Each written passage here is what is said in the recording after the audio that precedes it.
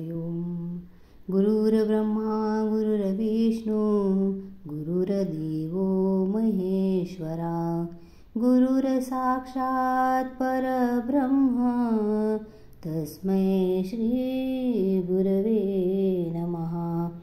ध्यानमूलं गुरोर्मूर्ति पूजामूलं गुरोर्पदं मन्त्रमूलं गुरोर्वाक्यं मोक्षमूलं गुरोकृपा।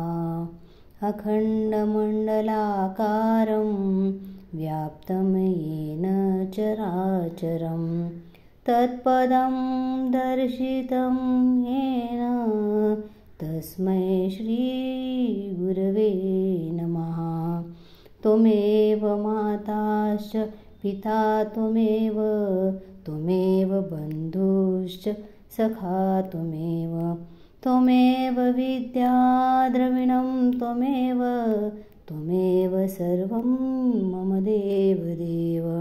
ब्रह्मानन्दं परमसुखदं केवलं ज्ञानमूर्तिं द्वन्द्वातीतं गगनसदृशं तत्त्वमस्यादिलक्षणम् एकं नित्यं विमलमचलं सर्वधी साक्षिभूतं भावातीतं त्रिगुणरहितं सद्गुरुं त्वं नमामि सद्गुरुं त्वं नमामि सद्गुरुं त्वं नमामि।